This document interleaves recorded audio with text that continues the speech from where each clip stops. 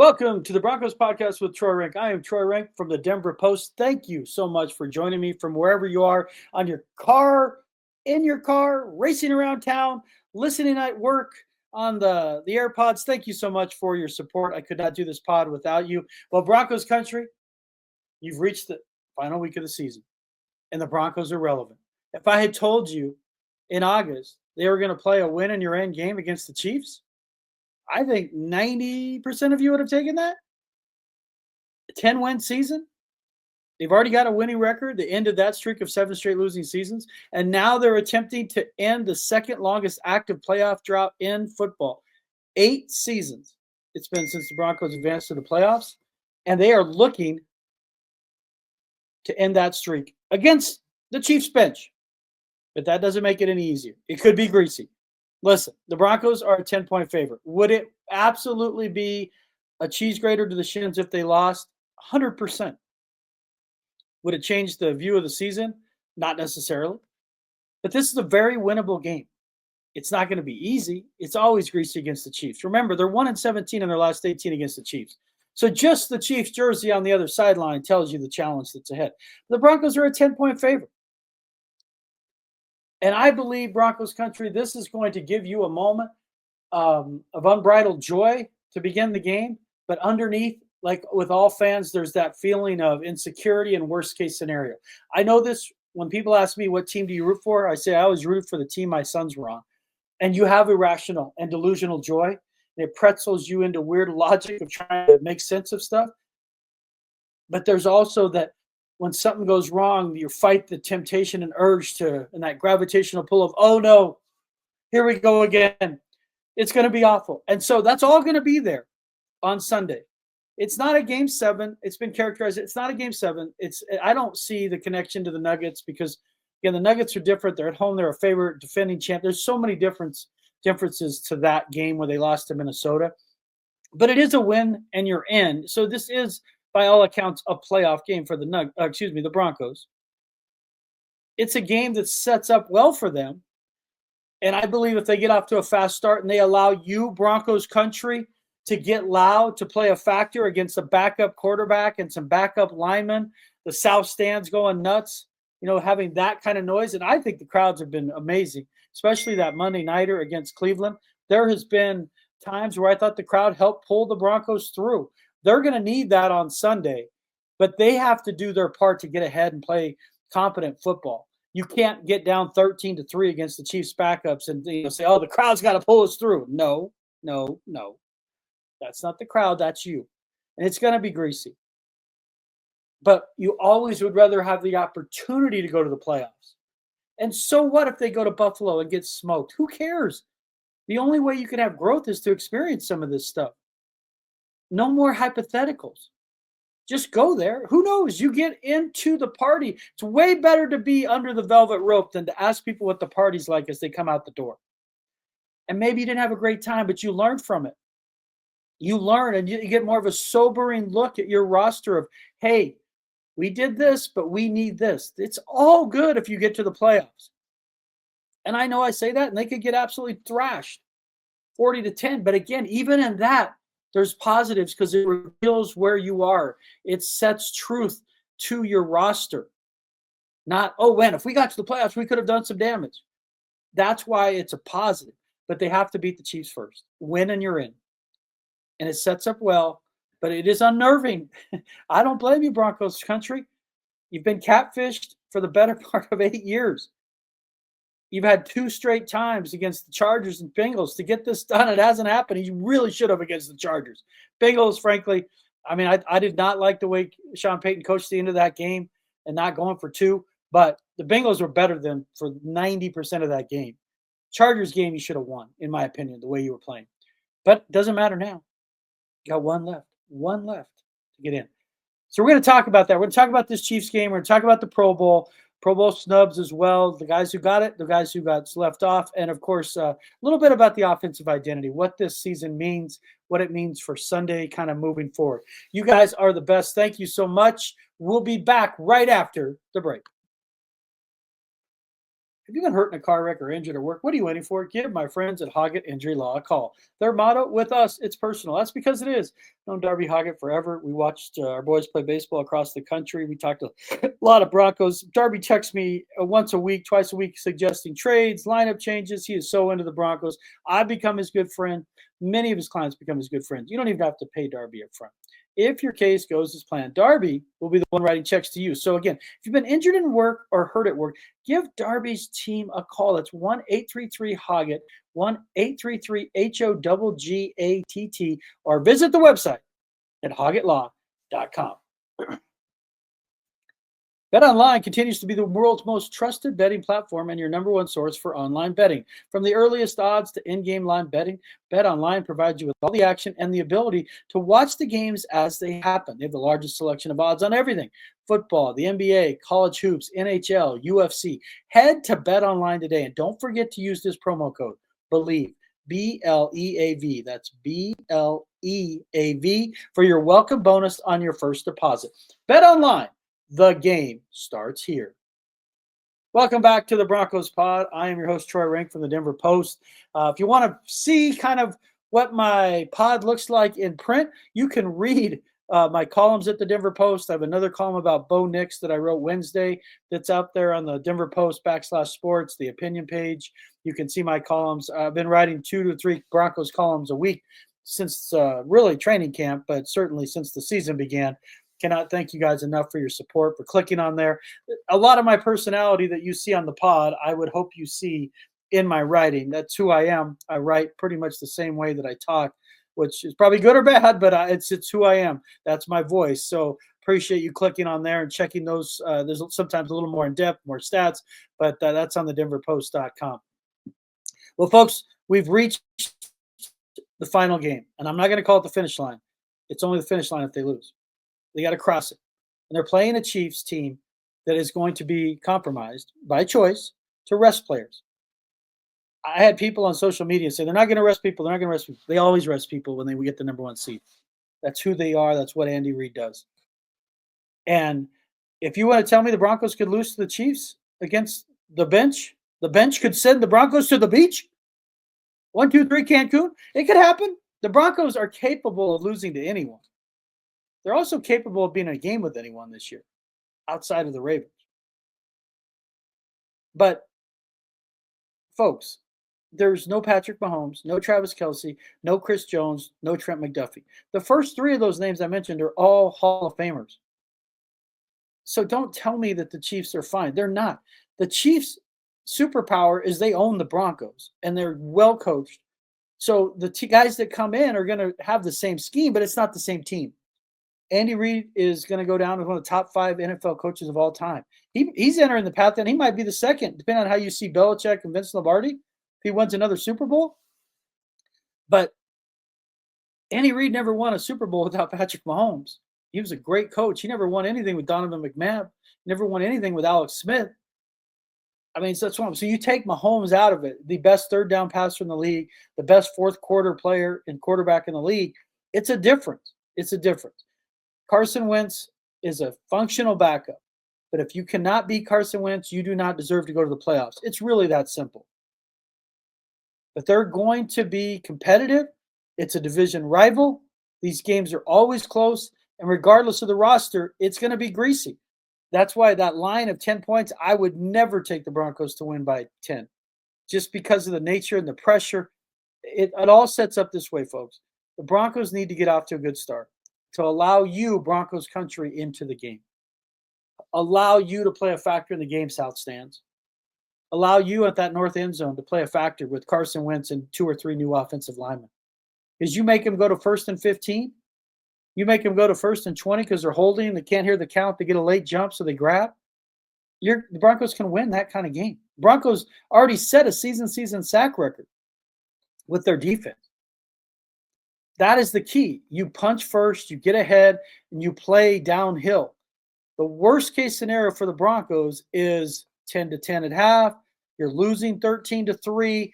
All that pressure because the fans that should be shoving you to and across that finish line are going to feel like they want to just absolutely take shots of Pepto-Bismol. They're going to feel anxiety. They're going to be angry because no matter what the expectations were for the team, if you lose the final 3 games, that is an absolute crowbar to the shins. So if you're the Broncos, just like on a Thursday night game, they talk about a fast start is imperative. And even if it's close at halftime, that means a fast third quarter is imperative. The last thing you want to do is get into the fourth quarter with 5-6 minutes remaining in a one-score game where the Chiefs have nothing to lose. That makes them very dangerous, the ugly guy in the fight, if you will. So you want to get off to a fast start. And have some balance. We're going to get into that.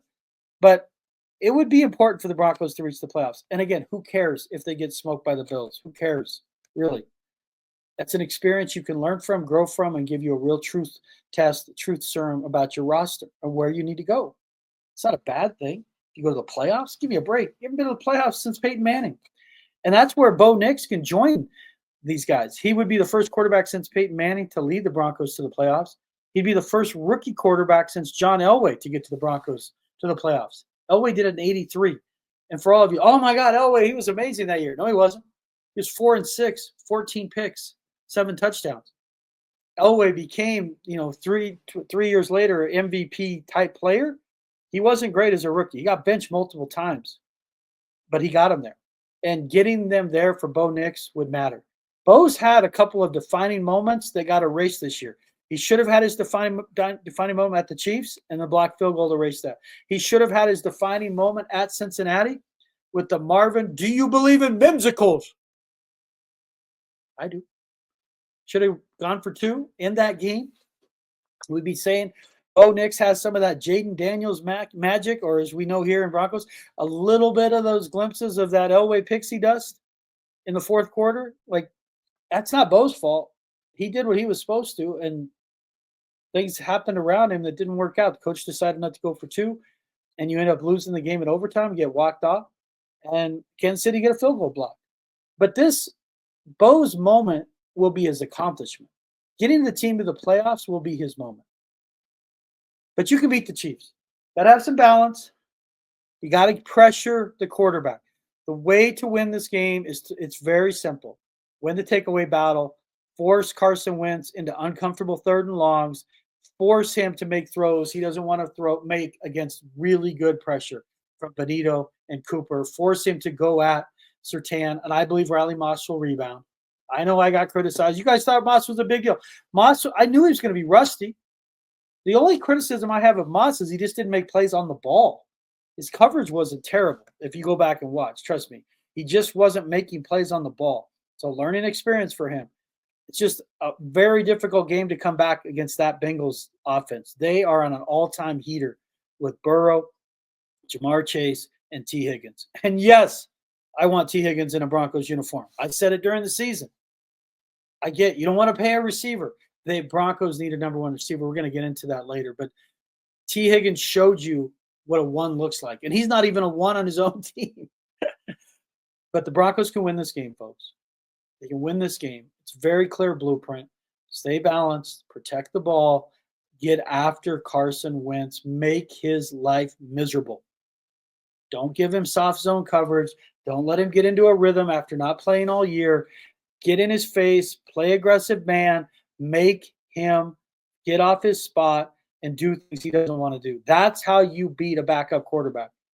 The way you lose to backup quarterbacks is let them get into a rhythm, let them get comfortable, or, let them establish the run to where they're constantly in 2nd and 3, 3rd and 1. That's how you lose. So the Broncos have been riding this defense all year. They're going to need to ride it again. This defense has not played particularly well these last 3 games, but this offers a chance for them to get back on track, to rebound like Dennis Rodman. You got to get pressure, folks. You got to get takeaways. Make it a little easier for your offense because the offense hasn't shown they can win a game. They've shown these last few, they can keep you in a game, but they're not ready to cross the finish line by themselves. Make Carson Wentz uncomfortable and make him do things he doesn't want to do. Carson Wentz, I get it. He beat the Broncos when he was with the Eagles. That was like 7 years ago. Since then, he's been on the Colts, Washington, the Rams, the Chiefs. I mean, he's a functional NFL backup, and his claim to fame for me is he's a dead ringer for Prince Harry. That's pretty much where it stands. Very winnable game. If you don't win it, you don't deserve to go to the playoffs. If you can't beat Carson Wentz, you don't deserve to go to the playoffs. It's really that simple. Regardless of what the expectations were for the season, you reframe them as the season goes on. Losing 3 straight would be devastating. You would recover from it, but it would be devastating. You got to be able to beat Carson Wentz at home as a 10-point favorite. And you have the players to do it, which brings us to our next topic, the Pro Bowl. The Pro Bowl is, again, it's become a joke. The actual game is an absolute joke. It's not even a game. These contests, the dodgeball, honestly, at this point, they should just not play the game. I think you'd be better off.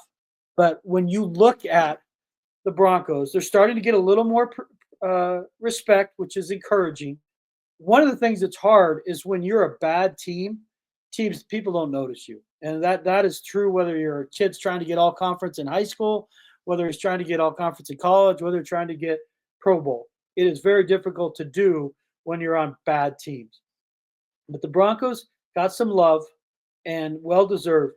But you look at who got in. And it's the players you would expect. And it also is telling about this roster. But they landed 3 AFC starters. Again, it's a combination of fan vote, coaches, and players. So it's not perfect. And honestly, with all due respect to the players, they're some of the worst voters because they don't see the games. They're playing when the games are going on. So unless they have relatives totally into fantasy football or they watch highlights late at night, they're not seeing the games. That's not their fault. So when do they see the games? Those standalone national games. That's when you have to make an impression. And certainly that helped some of the guys on this list. And it starts and ends with Pat Surtain. He is now the favorite, folks, for Defensive Player of the Year. It should be an incredible honor for the Broncos cornerback. He didn't even make the Pro Bowl last year. He had a great year last year. It wasn't his best. He would tell you that. He's back. His completion percentage, when quarterbacks go at him, they'd be better off just throwing the ball on the ground. That's how good he's been. He's made more plays on the ball, which I said he needed to do when he got his contract extension. But he has a chance to be Defensive Player of the Year. They need him to come up big this week, even if it's in a few limited opportunities. But he is a starter. He's joined by edge rusher Nick Bonito. Nick's first-time Pro Bowler. He has gone from a guy you couldn't keep on the field a few years ago because he was really a one-trick pony, a speed move guy, to now he's bigger, he's stronger, he can hold the edge, he plays more snaps, and with more snaps has become more production. First guy to get the double-digit sacks for the Broncos since, 18 with Bradley Chubb and Von Miller. Well-deserved. Nick Bonito, you could make a case if it's just big plays, he's been the Broncos' most valuable player. Their best player is clearly Surtain. No one will argue that. If you watch the All-22, you watch the film, you see how he cuts off the field. He basically, as I say it, and I'll say it again, I should trademark this, but he turns receivers into Chick-fil-A because they're never open on Sunday. That's Pat Surtain. He's done it since he joined. The guy's a technician. He's unbelievable. But in terms of big plays, Nick Bonito versus Cleveland, Nick Bonito versus the Colts, Nick Bonito versus the Raiders, those were huge moments in a Broncos season with no margin for error to get to the playoffs. So let's not dismiss that. His sacks have been real. He's not getting sacks when they're down by 15, 20 or up by 20. He's getting sacks when it matters. He made a pick six, and then he had that, what ultimately is called a scoop and score on that throwback against the Colts for a touchdown. Huge plays. And then, of course, for the second consecutive year, returner Marvin Mims Jr. He's got a chance to lead the league in punt return average. He's been absolutely electric in that, but more importantly, he's emerging as a weapon in the offense, and that is huge for this team. He's becoming a deep threat.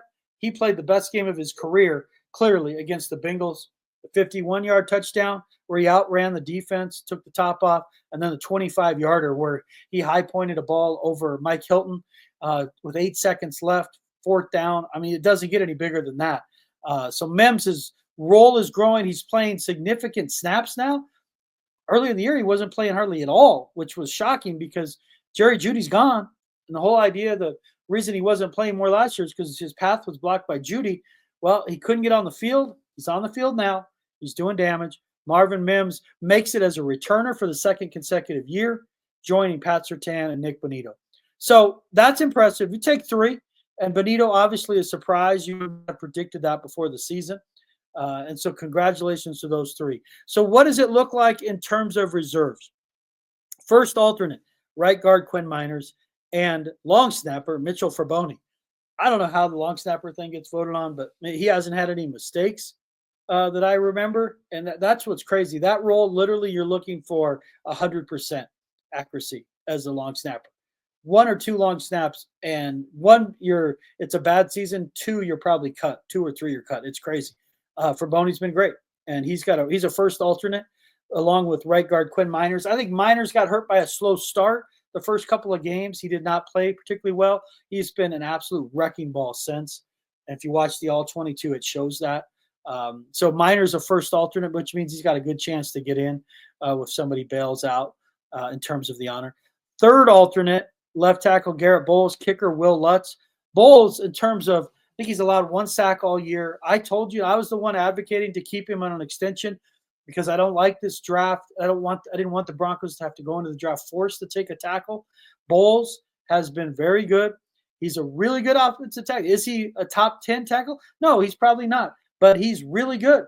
In a position, you need stability. And so Bowles, third alternate, along with kicker Will Lutz.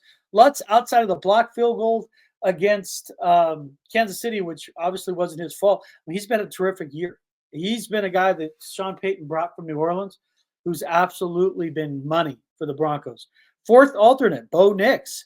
A little surprise there, but I mean, even Patrick Mahomes is an alternate. So you take that, but that's a nice acknowledgement of his season. 25 touchdowns, 12 picks. He's got a chance with 2 touchdowns on Sunday to have the most since Peyton Manning in 2014. That's a heck of a season. He ends up with, let's say, 28 touchdowns, 13 picks, 10 wins as a rookie. Man, you take that. You sign up for that. But fourth alternate, Bo Nix, Zach Allen, fullback Mike Burton, and fifth alternate safety Brandon Jones.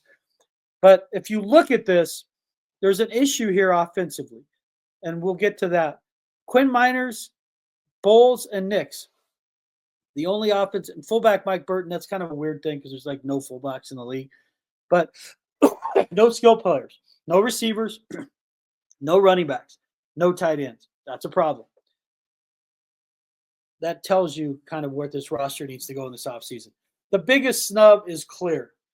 It's Zach Allen. I mean, Zach Allen's been one of the best interior defensive linemen in terms of pressures, in terms of sacks, in terms of significant plays, tackles for loss.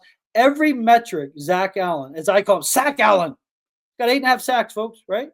I mean, come on. What are we doing? Now, again, his 3.5 sacks against the Bengals was after the voting, after the polls were closed. So, in fairness to the voters there, they didn't see that. But even leading into that game, he was leading every practically metric, either leading or top 3 pressures, just disruptive player.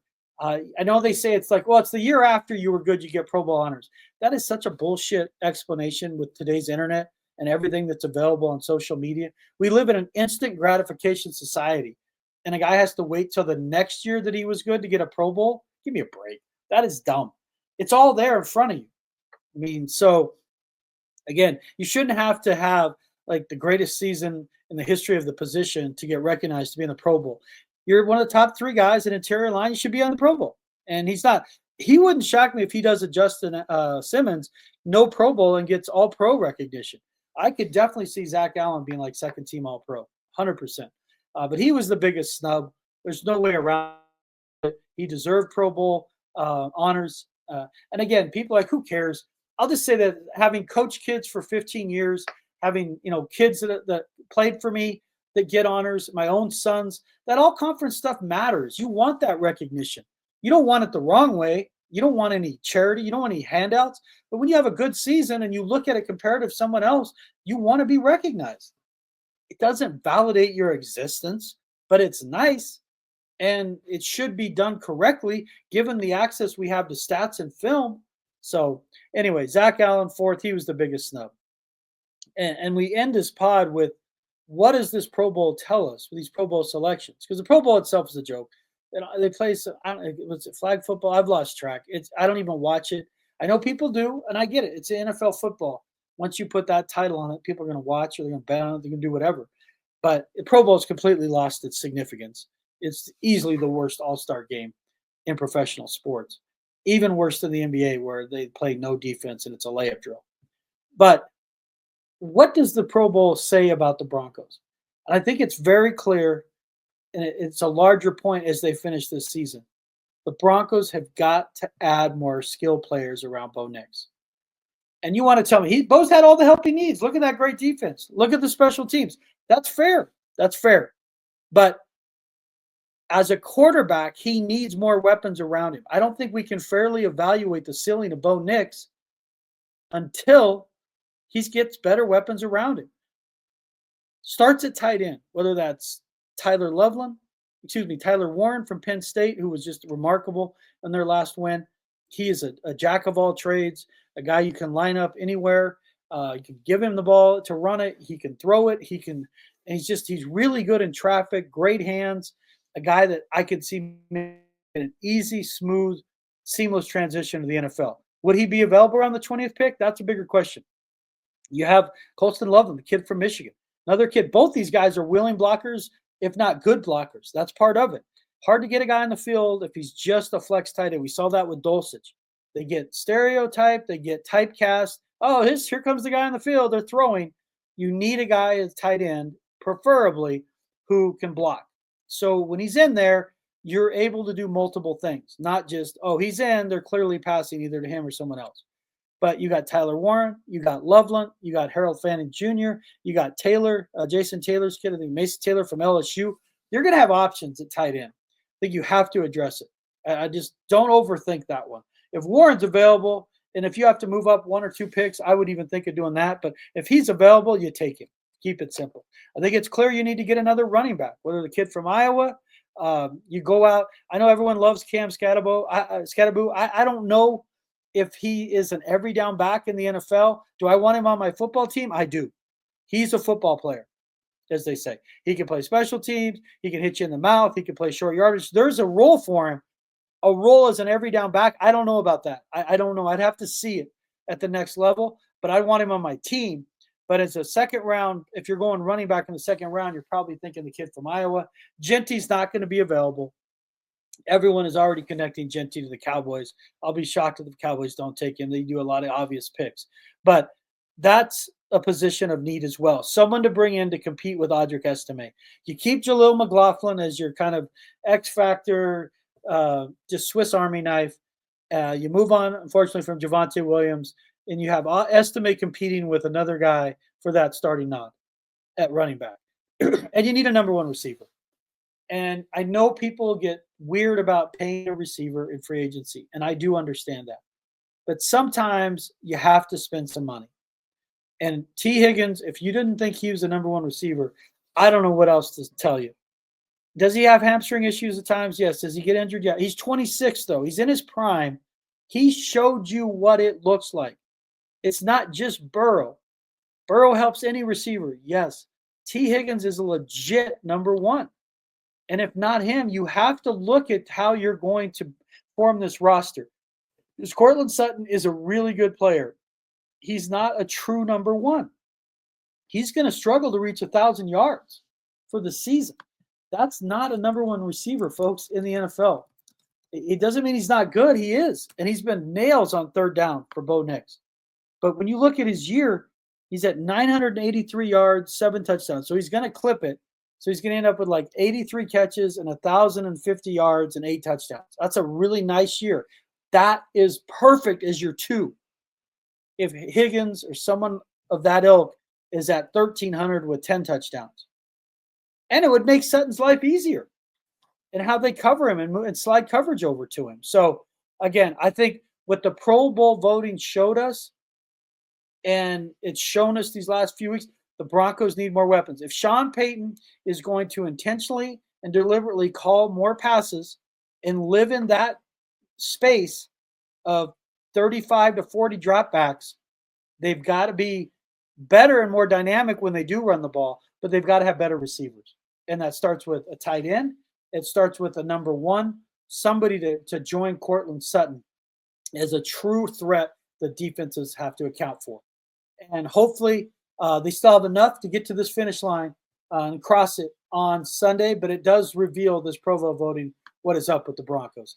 And folks, again, take a deep breath, enjoy it. I would tell you, Broncos country, you've earned this right to appreciate this state. There's going to be anxiety. You're going to be nervous. But if this team gets off to a fast start, I do think Broncos country will play a role as they should, and that this team will reach the playoffs. I believe it's going to be greasy. It's going to be uncomfortable, but I have the Broncos winning 22-19 and reaching the playoffs for the first time since 2015. Folks, I hope you enjoyed this. I could not do this podcast without my great sponsors, Mile High Sports and Bet Online, and of course, A1 from Day One, Darby Hoggett of Hoggett Injury Law. Thank you recently to Mike, I'm going to butcher the name, Camilla, who rates media podcasts, recently rated my Broncos podcast third among all Broncos podcasts here. I cannot tell you how humbled I am, how grateful I am that you listen to this podcast, Broncos Country. Broncos Country, I do this pod for you. Happiness that begins with me. Go out there and have a great day.